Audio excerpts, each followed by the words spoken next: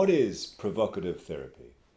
Provocative therapy is the use of clinical reverse psychology and humor in brief psychotherapy. By brief, I mean 5, 6, 7, or 8 sessions of therapy, not more, not necessarily more than that. What is the use of reverse psychology though? Well, works like this. Sometimes we can see or we know what we're doing wrong, but we continue to do it. And when a therapist or a doctor or anyone else tells us to do the opposite, we feel that we are being patronized and we take this advice as being condescending and then we ignore it. But what happens if someone with affection in the heart and a twinkle in the eye encourages us and advises us to continue our self-defeating behavior? We tend to move in the opposite direction.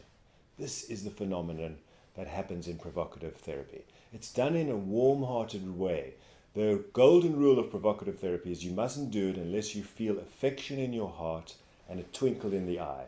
So the patient feels, the client feels, and you will feel in provocative therapy, that the therapist is on your side. He or she is smiling and warm-hearted and kind, and yet the words come out are absurd. You could be encouraged to continue doing your self-defeating behavior, to drink more, to take more heroin, to eat more, to exercise less, to screw up your relationships in the way you always have. And you will feel yourself wanting to do the opposite. You will feel yourself wanting to prove the therapist wrong. The therapist might tell you there is no solution to your problem, you'll never meet the right guy. So I'll show him, I'll meet the right guy. That is the reflex, even though you know he's doing it.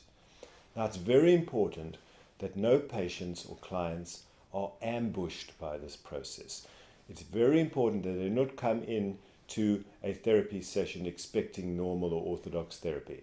They need to give permission for the therapist to work in this provocative approach. The way I do it is I say to people, would you like to join me in a sort of bubble of a different type of conversation altogether? And for us to do this, I need your permission to say things to you that are provocative, absurd, ridiculous, cheeky, sexist, inane, rude, vulgar, and highly politically incorrect. I can't be shackled by the handcuffs of political correctness. I need to say whatever I want. Is that okay? And people love it. They volunteer. Of course, say whatever you want. Then we start the provocative process, and it often ends in the person locating the solution to their problems, articulating and asserting that solution to their problems, owning the solution to their problems, and finally enacting the solution to their problems in real life. This is the process of provocative therapy.